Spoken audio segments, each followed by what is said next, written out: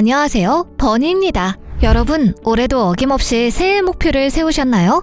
저의 2022년 목표는 건강 챙기기입니다. 하루에 6,000걸음은 꼭 걸으려고 스마트폰을 확인하며 목표 걸음수를 채우고요. 운동할 땐 스마트워치로 심박수를 확인하고 있답니다. 또 아마존 알렉사와 연동되는 혈당 측정기를 사용하고 있는데요.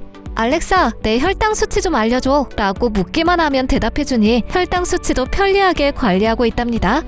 어느새 테크 기업의 디지털 헬스케어 서비스가 우리 생활 속에 자연스럽게 자리 잡았네요. 최근 뉴스를 들어보니까 테크 기업의 디지털 헬스케어 서비스는 단순한 건강관리 차원을 뛰어넘어 우리 건강에 더욱 깊숙이 관여할 것 같은데요. 구글은 환자 기록을 활용한 의료 알고리즘을 미국 국립병원체인 HCA 헬스케어와 함께 개발하고 있고, 마이크로소프트도 환자와 의사와의 대화를 갈무리하는 기술을 보유한 뉘앙스를 22조 원에 인수했다고 합니다. 카카오는 디지털 헬스케어 사업을 담당할 사내 독립기업을 설립해 스마트 의료 사업을 준비한다는 소식이 들려오고 있고요. 네이버는 순천향대학교와 함께 음성인식 의무기록 작성 시범 사업을 추진하고 있다고 하네요.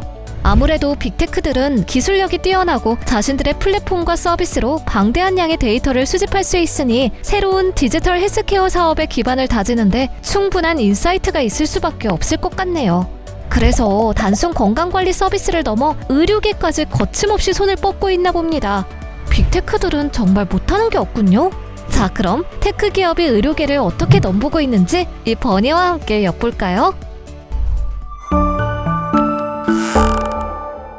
기술을 앞세운 테크 기업들이 라이프 스타일을 단순히 기록하는 서비스를 뛰어넘어 실제로 질병 예방과 치료 효과가 있는 게임이나 앱을 개발하며 의료계를 넘보고 있다고 합니다. 이렇게 치료 효과가 있는 게임이나 앱을 다른 말로 디지털 치료제 혹은 DTX라고 부르는데요. 치료 효과를 입증한 소프트웨어 솔루션이라고도 할 수 있죠. 우리가 흔히 먹는 진통제도 아세트아미노펜, 이부프로펜, 덱시부프로펜 등 여러 종류가 있듯이 디지털 치료제 소프트웨어 또한 앱, 웹서비스, 챗봇, 게임 등 다양하고요. 이런 소프트웨어는 오큘러스 같은 가상현실, 증강현실 기기나 최근 유행하는 메타버스에서 구현할 수 있다고 합니다. 또 약마다 효험이 다 다른 것처럼 디지털 치료제 또한 많은 질병에 효험이 있는데요. 현재까지는 조현병, 우울증, 치매, 공황장애, ADHD 등 정신질환이나 당뇨병, 비만 등 행동이나 습관 변화와 관련된 분야에 주로 활용되고 있다고 하네요. 하지만 단순히 앱이나 게임 개발로 오해하면 큰 오산! 디지털 치료제는 엄연히 과학적 근거에 기반을 둔 치료제이기 때문에 일반 의약품 개발과 동일하게 규제 당국의 임상 허가 절차를 거쳐야 합니다. 다시 말해 안전성과 유효성이라는 기본 요건을 모두 충족해야 한다는 뜻이죠. 이뿐만 아니라 의사의 처방을 받아야 사용할 수 있습니다. 먹는 약처럼요. 그럼 이번에는 현재 출시했거나 임상시험 중인 디지털 치료제 몇 가지를 보면서 이 세계가 얼마나 다양한지 확인해 볼까요? 디지털 치료제는 우울증, 치매, PTSD, ADHD 등 정신질환 치료에 가장 활발히 사용되고 있다고 하는데요. 그중 대표적인 디지털 치료제로 비디오 게임이 있다고 합니다. 사실 병원 진료라고 하면 아이 어른 상관없이 다들 질색하잖아요. 근데 비디오 게임을 하면서 치료할 수 있다고 하니 저라면 매일 치료받고 싶을 것 같네요. 아킬리 인터랙티브 랩스의 소아 ADHD 치료용 비디오 게임 인데버 RX는 외계인을 조종하는 레이싱 게임인데요. 게임을 하면 특정 뇌신경회로에 자극을 준다고 합니다.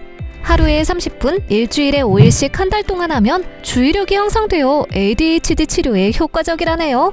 VR 기기는 PTSD나 치매 같은 질병 치료에 활발히 사용되고 있습니다. 국내 가상현실 콘텐츠 기업인 스튜디오 코인이 교통사고 PTSD를 겪는 환자를 위해 VR 디지털 치료제를 개발해 현재는 임상시험 중입니다. PTSD 치료 방법 중 지속 노출 치료가 약물요법보다 더 효과가 좋다고 하는데요. 스튜디오 코인이 개발한 VR 기기를 착용하면 실제 운전석에 앉은 것처럼 느껴질 뿐만 아니라 사고 현장과 유사한 환경을 구현할 수 있어 환자가 사고 당시의 기억을 더욱더 생생하게 기억할 수 있고, 이런 생생한 기억이 지속 노출 치료에 아주 효과적이라고 합니다. 이번엔 실제로 질병을 치료하는 효과는 없지만 기존 치료의 효과를 높이거나 도움을 주는 디지털 치료제를 알아볼까요?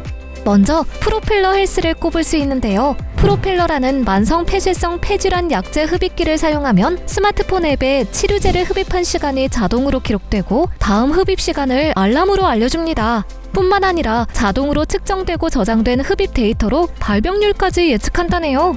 또 다른 대표 기업으로 미국의 프로테우스나 이스라엘의 기븐 이미징이 있습니다.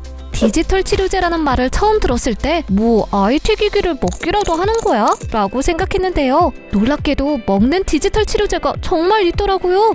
프로테우스의 스마트피를 복용하면 알약 속 센서 칩이 위장 속에서 심장 박동, 호흡 규칙성 등 신체 정보를 측정하고요. 기분 이미징의 스마트필은 소장 내부를 샅샅이 돌아다니며 소화기관의 모습을 컬러로 보여줄 뿐만 아니라 원하는 지점에서 약을 투여할 수 있다고 합니다.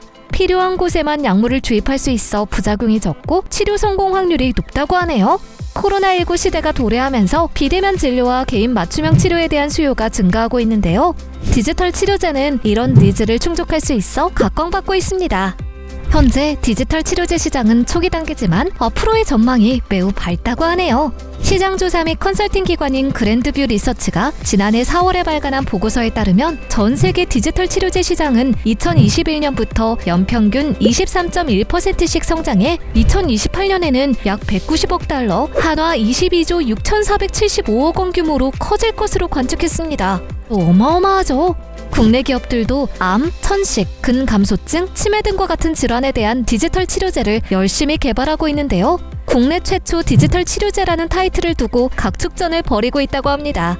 아직까진 식약처의 허가를 받은 기업은 없고 현재 확증 임상 단계 승인을 받은 기업은 뉴넵스, 라이프시멘틱스, 웰트, 에임메드라고 하네요. 임상 단계로만 보면 올해의 이들 4기업 가운데 국내 1호 디지털 치료제가 나올 가능성이 커 보입니다. 하지만 국내 디지털 치료제 시장을 키우려면 먼저 해결해야 할 문제가 몇 가지 있습니다. 첫 번째는 의료보험 수가 산정 기준이 아직 마련되지 않았다는 점인데요. 한마디로 디지털 치료제를 얼마에 팔 것이냐는 문제죠. 미국, 독일 등은 디지털 치료에 대한 인허가와 보험 수가가 이미 적용돼 산업화가 활발히 이뤄지고 있다고 합니다. 국내에서도 디지털 치료제가 활발히 상용화되려면 가이드라인이 하루빨리 마련돼야 할 것 같네요.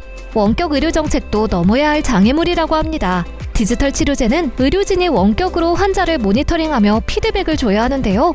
국내에서는 원격 의료가 불법이었다가 현재는 코로나19 때문에 한시적으로 규정이 바뀌어 합법입니다. 하지만 디지털 치료제 시장이 더욱 커지려면 원격 의료를 전면적으로 허용해야 한다는 목소리가 높다고 합니다. 현재 디지털 치료제는 정신질환이나 행동, 습관 변화와 관련된 분야에 주로 활용되고 있지만 디지털을 매개로 치료할 수 있는 분야는 무궁무진하다고 합니다. 이러다 영화 엘리시움에 나온 자동진단 치료 캡슐처럼 기계에 눕기만 하면 스캔 한 번으로 병을 진단할 뿐만 아니라 수류탄에 맞아 망가진 안면뼈도 완벽하게 재건할 수 있는 시대가 오는 게 아닌지 모르겠네요. 미국 등 선진국과 비교하면 국내의 디지털 치료제 개발은 더딘 편입니다. 하지만 세계 최고의 정보통신 기술력을 갖고 있는 우리나라인 만큼 조만간 국내에서 세계를 놀라게 할 만한 디지털 치료제가 나오길 기대해보는 건 어떨까요? 이상 버니였습니다.